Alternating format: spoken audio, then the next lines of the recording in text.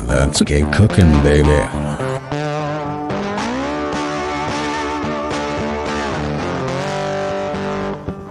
Hey guys, welcome back. Bushcrafty Cooks, and today we are going to make some tostadas. But like everything else I do, I don't do it like everybody else. I do it differently. And so we've got some bacon grease going in the bottom of this skillet here.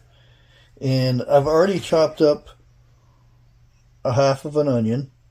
You guys don't have to watch me cutting up an onion. It's just cutting an onion, you know. Nothing spectacular about that. Now, some of the things that we're going to need for this, I'm going to go ahead and mix this up a little bit. Get that grease all up in there. There we go. I always start with the onions. If you guys watch the channel enough, you know that's how I do it. Learned off a little Italian lady. That's how she did it for many years. Now, usually I just do regular refried beans, but these were on sale for 75 cents. So I got these. These are black refried beans. So that's going to be interesting. A lot of times people make tostadas, it's just beans.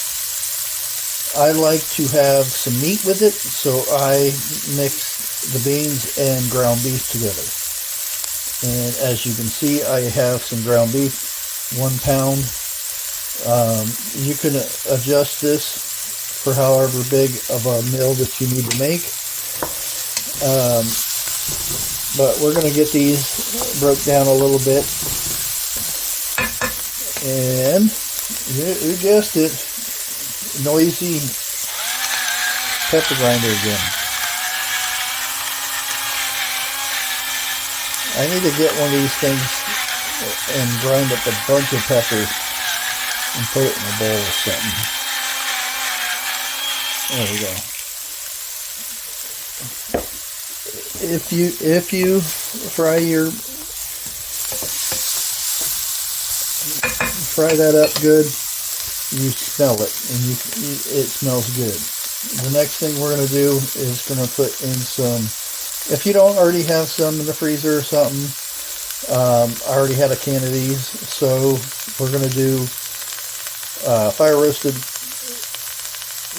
chilies. So always wash your cans off.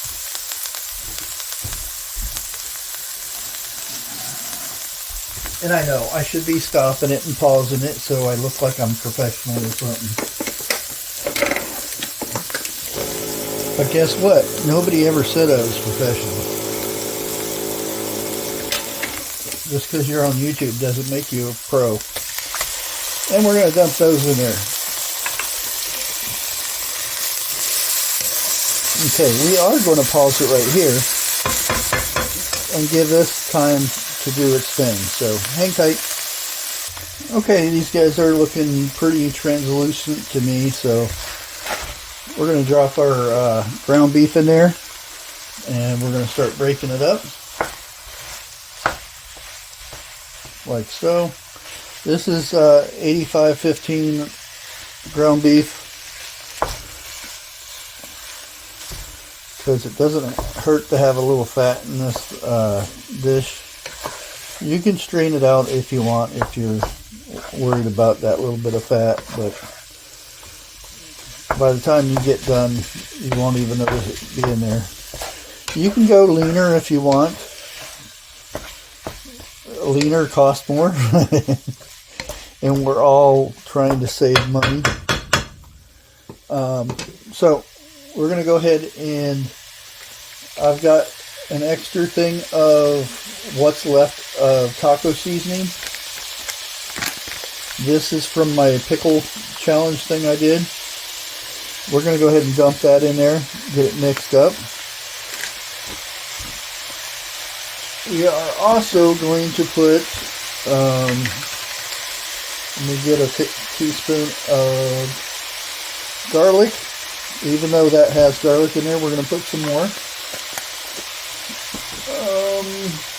don't know if I got to open one of these. Yeah, I do. We're going to put some more, a little bit less than a teaspoon, about 3/4 of a teaspoon or so. And we're going to mix this about. Now, it does tell you to put some water with it and stuff, but I usually don't bother with that, because we are going to be mixing this with our beans. And this is kind of the same way I make my burritos. I believe I made a video on that.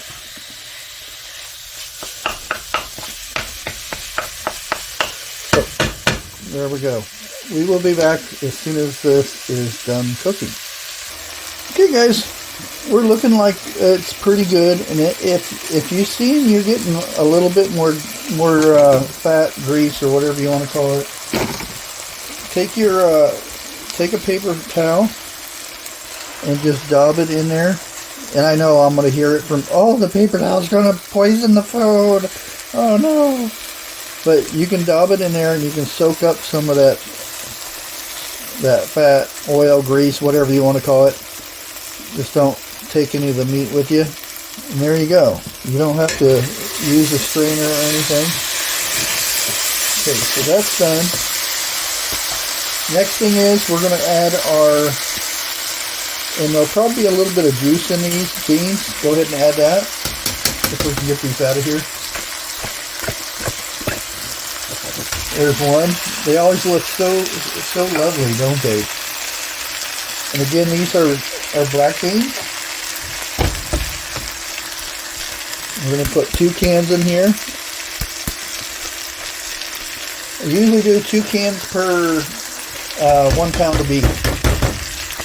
So if I was doing burritos and I do 2 pounds of beef, I would do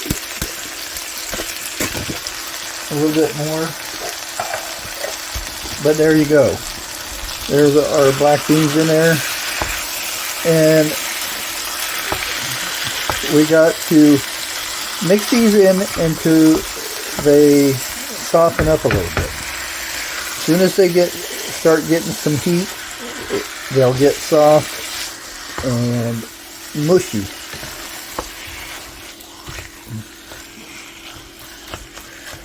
This is the workout part. Getting all this thing stirred in there. There we go. Looking good. Looking good. Sounds disgusting, but trust me, this is some good stuff. Again, you can, if you didn't want tostadas, or if you had some shell or tortillas, you can make burritos. There's one step here that we need to do.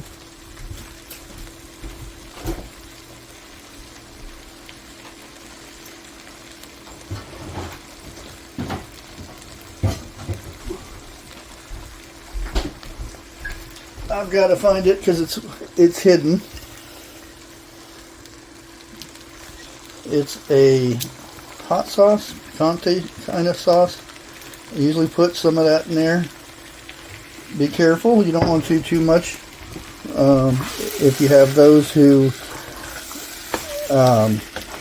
don't like the little bit of spice it puts, but it does give it a nice flavor. See how that's softening up now since the beans are heating up? And you just want to incorporate this in together. There we go. Get them beans worked in there. That way there's no lumps or anything, because you want this stuff smooth to spread on top of your tostadas. Okay. We're almost there.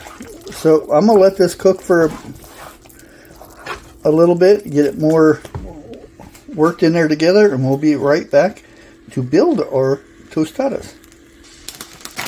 Okay, we got our tostadas. When you buy these, you want to make sure that you turn them to the side and see if any shells and stuff, turn them to the side and see if any shells and stuff fall to the side. If it doesn't, there's less chance you'll get broken ones. You got to take the rubber band, because it's usually a rubber band on top. If you're real lucky, the first one you get out will be good. Now you can heat these up if you like. I'm going to go ahead and get me a plate out here. Yes, it's an apple plate. Chill out. Okay, the stove is still going, even though the stove is off. Looking good. See how creamy that is? That's the consistency you want. Now, if it's too thick, you can add some water or whatever. What I usually like to do is take a dollop of this stuff, mixture, put on top of there, and spread it out evenly. You can make it as thick as you like. It's your tostada. You don't want to do too thick though. Oh, this stuff's good. Okay. Once you do that, it's up to you basically how you do this. I guess I could put this over here like this a little bit. Hopefully. There's plenty of stuff that you can put on it.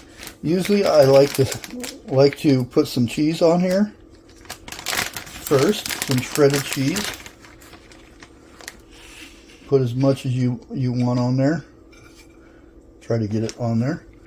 Now, at this point, you can go ahead and put some, see if I can get any out of here. Some sour cream on there. And there we go. Don't have much of that left.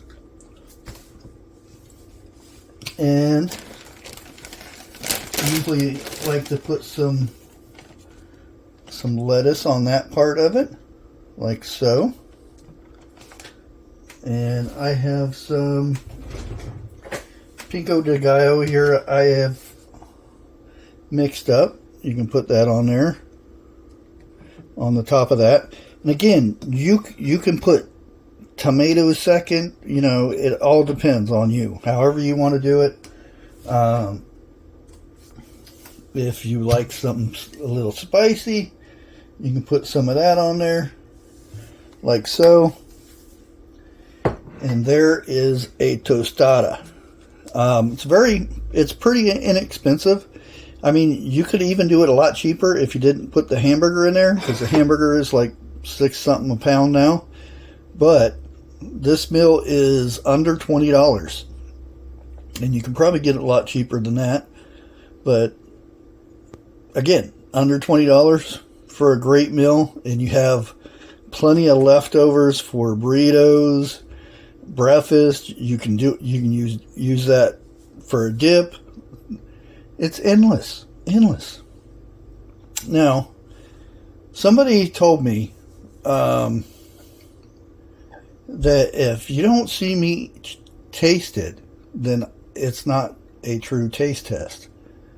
I'm not going to lie. I'm not going to throw the food away when I make it. So, yeah.